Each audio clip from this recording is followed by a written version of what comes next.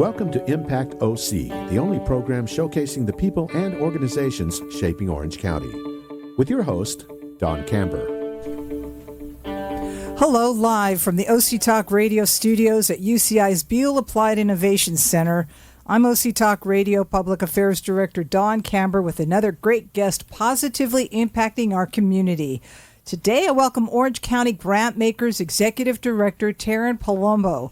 Orange County Grantmakers advances equity by creating strategic alignment and cultivating transformational relationships and leadership among OC philanthropists and nonprofits.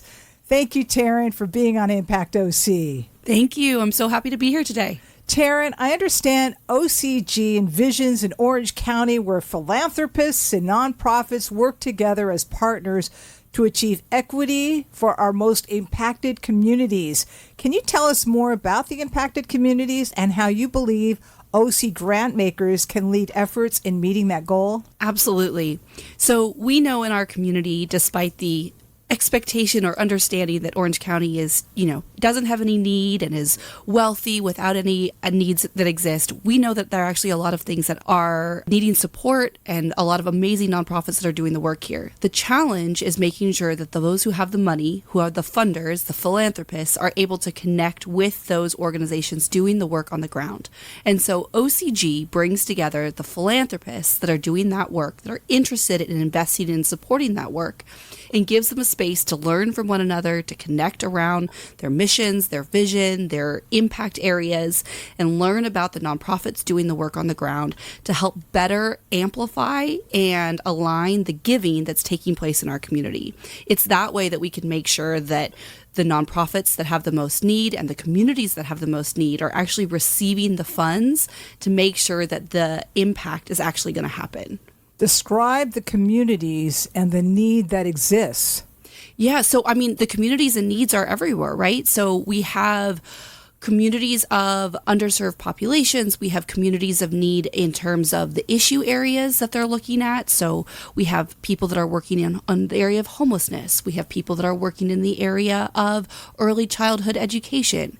We have nonprofits that are working specifically on things like food security, right? All of these areas of need in Orange County have their own specific strategy for addressing the challenge.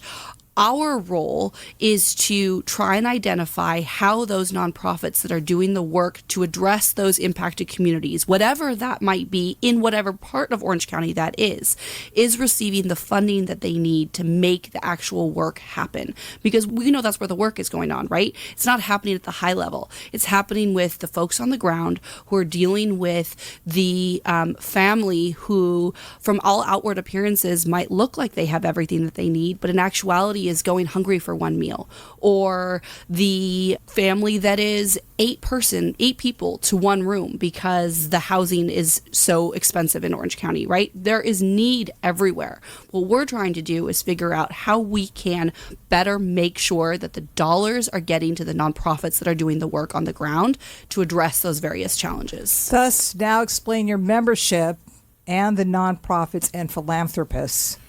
Yeah, so Orange County Grantmakers is what's fancily known as a regional philanthropic serving organization. All that is a fancy term for saying we're a membership association of funders and philanthropists, which means those who give at least $100,000 or more in our community can be a member of OCG. So we're talking about the people, the organizations, the private, the family foundations, the corporate foundations that are really putting their money where their mouth is and giving into the Orange County community to have impact and affect change here. So if an organization or a foundation, a family foundation, corporate foundation, business corporation says, I want to really impact change in my community because I'm going to give $100,000 or more, whether it be in grants or in kind or time, whatever it might be, then they can be a member of OCG.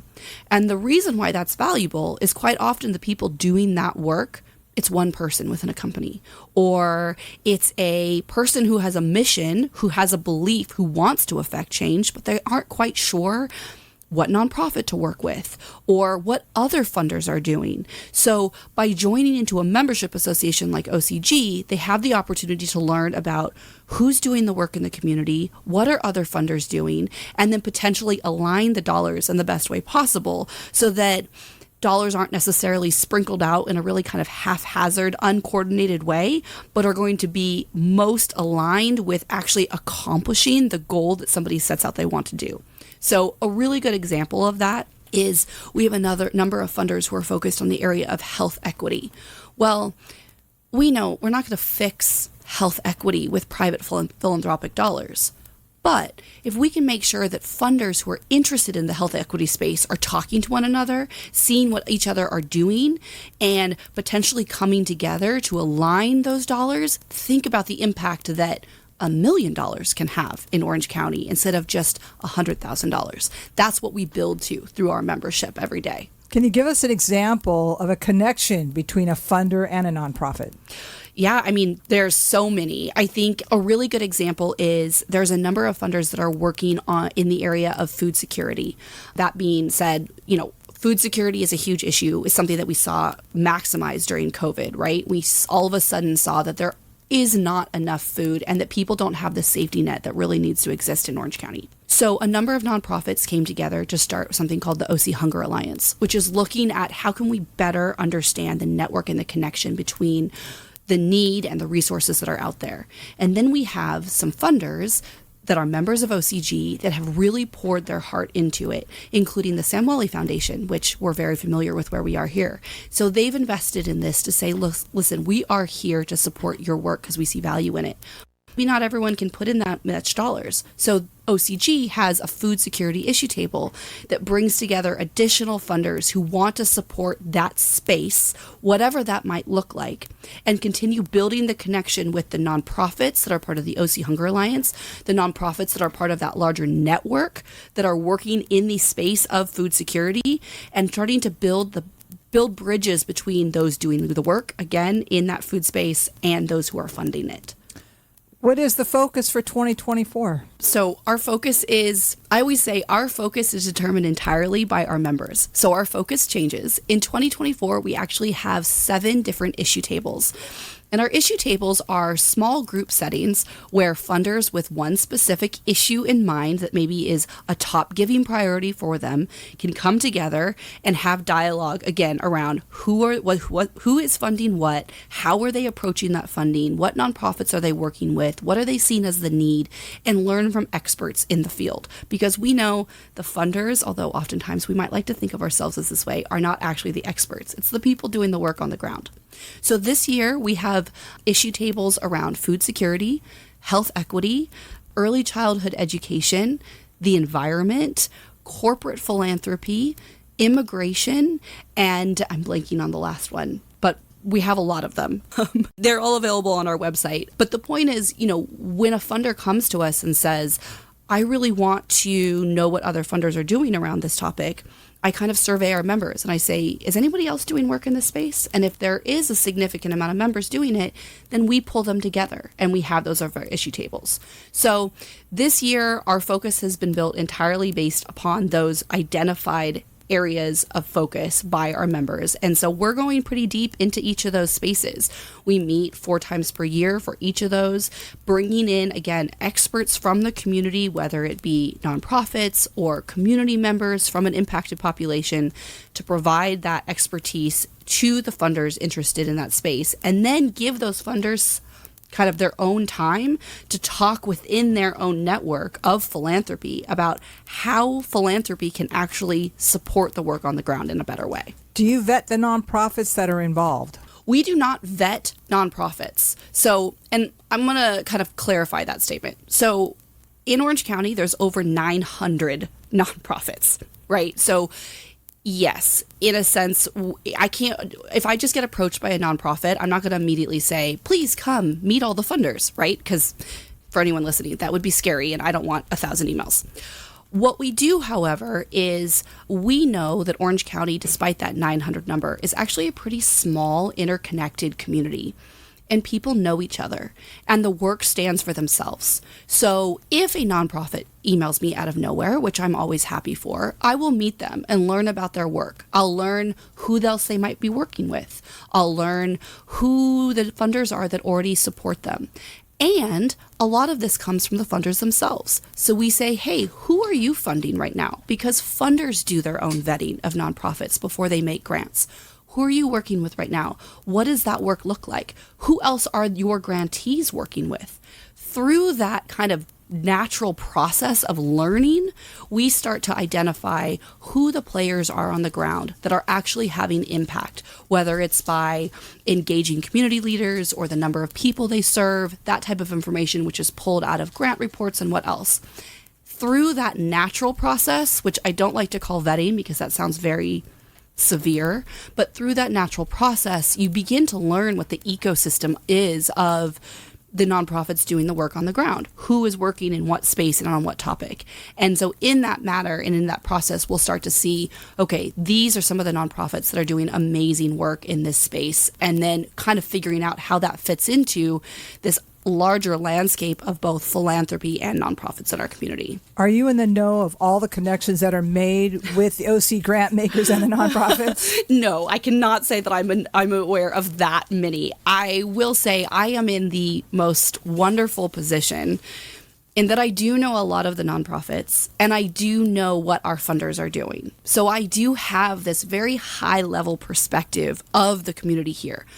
I would never claim to know all of the connections that are being made. And I think one of the best parts of my job is that I am constantly learning about who's doing what in Orange County and how they're working with one another.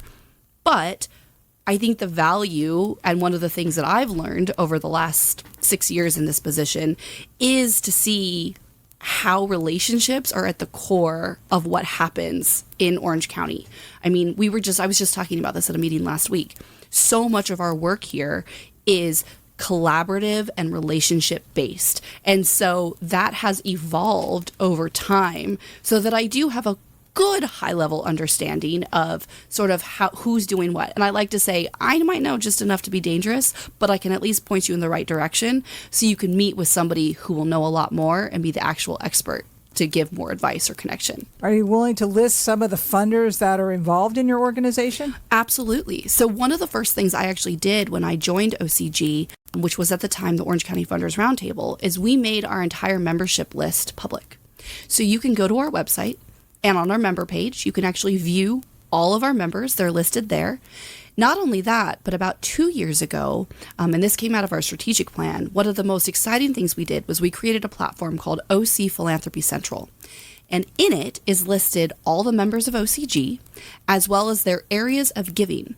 So you can go to OC Philanthropy Central and say you're a nonprofit who works in the environment. You can search by the environment and see all the OCG members who fund in that space. Now, it's not going to give you their direct emails because we can't do all that. However, it will lead you to their website. It will likely give you a name. It'll give you a starting point of how to figure out who the funders are that are funding in your nonprofit space. And we are really proud of that visibility and transparency that we've created, because one of the things that OCG really stands for at our core is this idea of equity. And equity cannot be achieved if there's a wall between the funders who have the dollars and the nonprofits who are doing the work on the ground. And so much of our work is built around this idea of breaking down those barriers, encouraging conversations between the nonprofits and the funders, and making sure that everyone knows who is here as a resource. And that couldn't be accomplished if our funder members were private. So our members are, again, as I said, corporate. We have, large companies like Edwards Life Sciences, who's around the corner from here. And we have a number of banks like Wells Fargo. We have corporations like PIMCO. I'm listing some of my board members because they're the ones that come top to mind. We have government organizations like First Five, also one of my board members. We have private family foundations like the Sun Family Foundation, who's actually my board chair this year. So it really runs the gamut of small family foundations to large international companies that are granting across the world. You have a big event coming up on March 14th. We do. So one of the things that we're really excited about is, how can we uplift the community in every way possible? And this year, being an election year, one of the ways we can do that is by helping to get out the vote.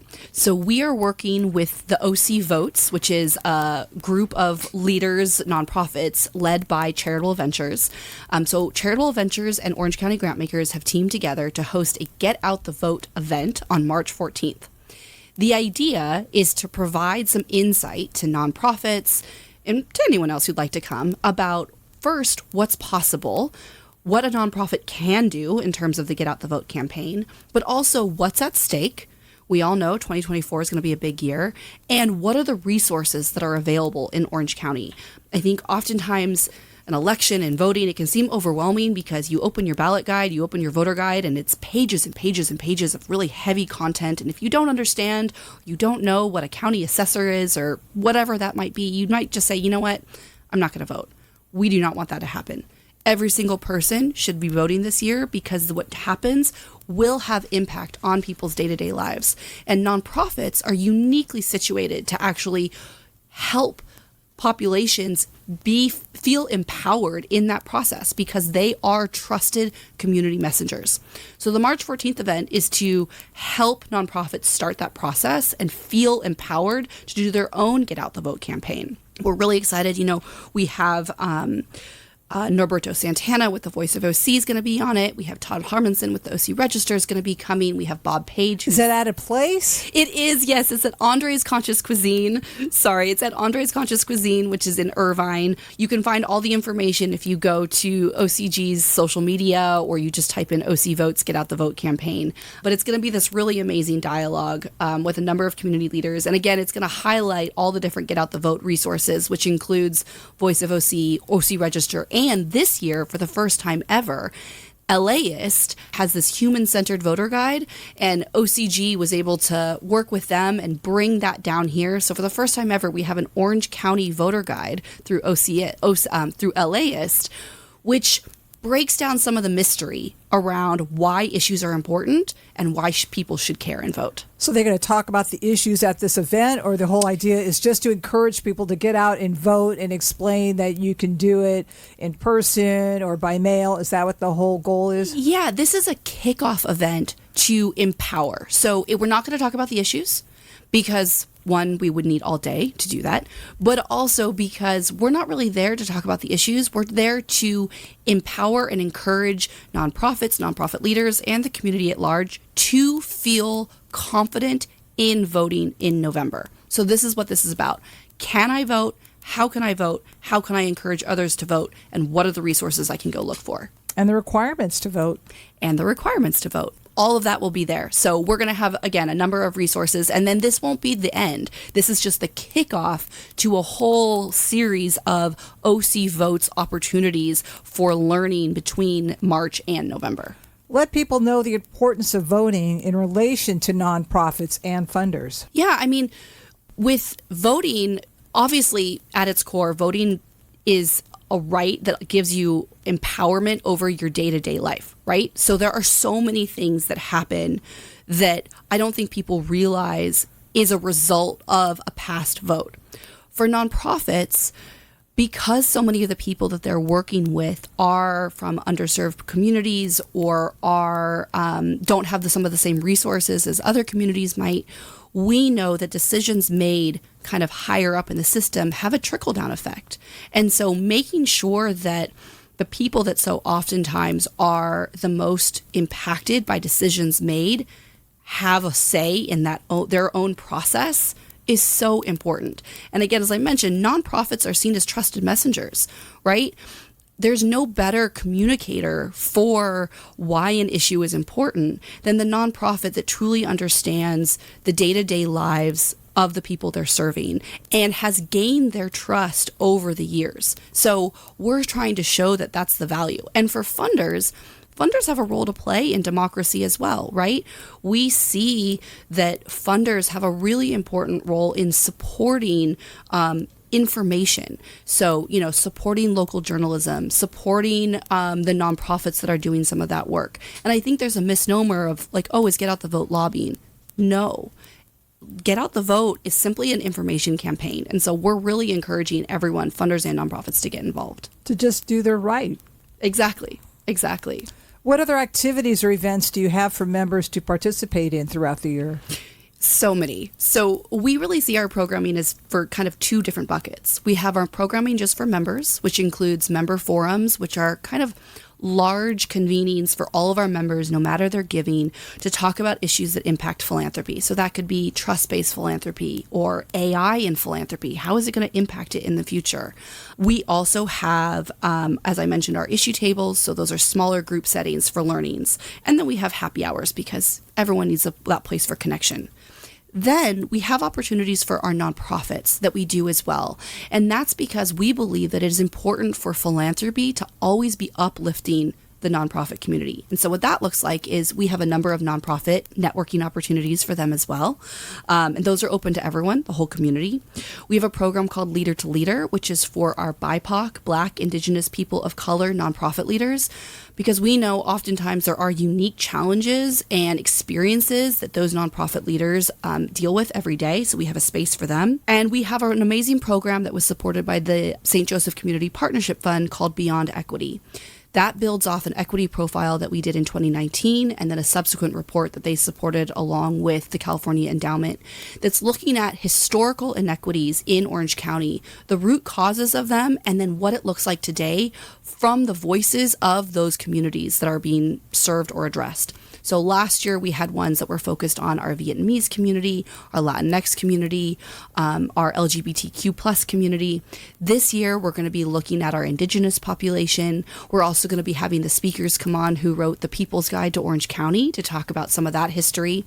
So that's every other month. And those are all open and accessible to anyone who wants to join. You don't even have to be a nonprofit leader. It can be anyone who wants to join if you're interested in that space.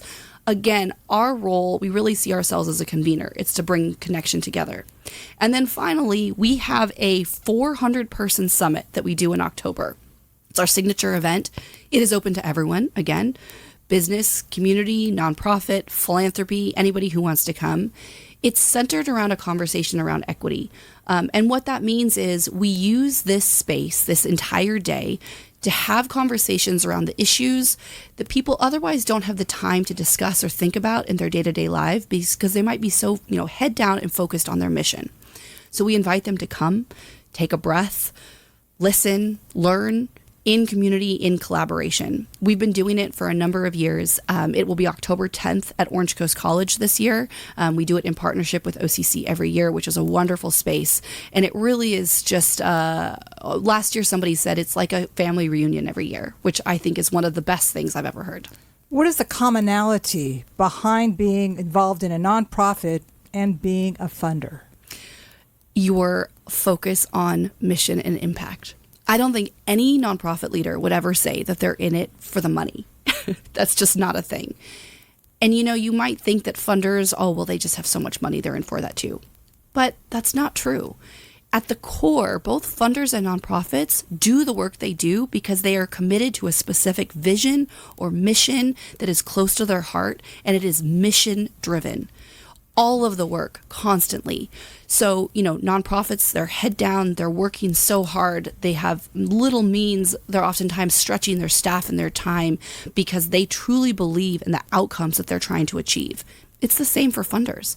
The reason why funders are taking the time to learn about the nonprofits, learn about the challenges that are facing our community, and then figure out how to best utilize oftentimes limited dollars, although it's hard to think about, $100,000 as limited, but it is, in the best way possible to have the most impact. And so that's why there shouldn't be a barrier between the two, because you have two groups of people who are mission, vision, oriented, and driven. And at the end of the day, it only works if they work together. What are some success stories between nonprofits and funders?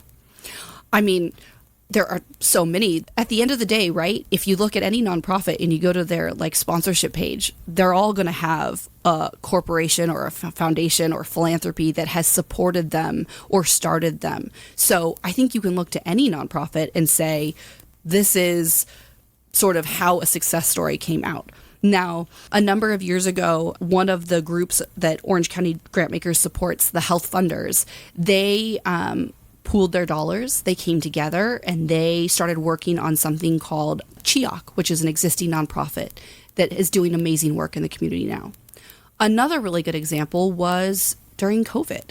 So during COVID, right, so many nonprofits all of a sudden had to pivot, or they shut their doors.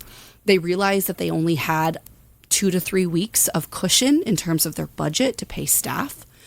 And so Orange County Grantmaker members, with the support of, all of our partners and then through Charitable Ventures, put together the COVID Resilience Fund. Philanthropy stepped up in a way like had never been seen before. Millions of dollars went out to the community overnight. And the relationships that had already existed between a lot of those nonprofits and funders allowed for those dollars to kind of immediately pivot from program dollars, which are, very specific for one outcome, to general operating.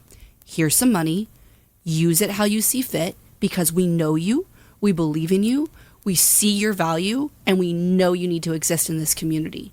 And so those relationships that existed honestly kept our nonprofit community, for many, not all, but for many of our nonprofit, afloat during COVID.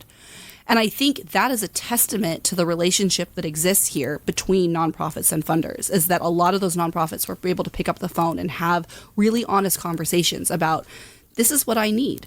This is how I'm going to survive. And I need to continue serving the population that I'm dedicated to with your support.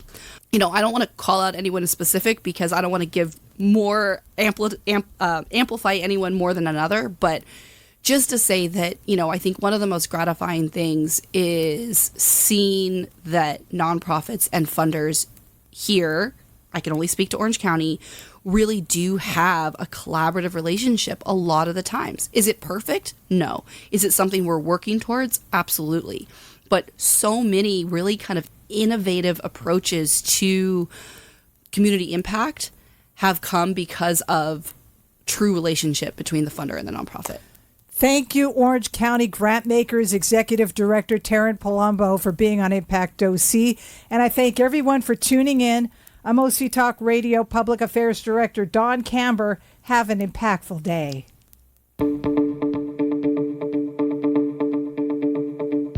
You've been listening to Impact OC, the only program showcasing the people and organizations shaping our community.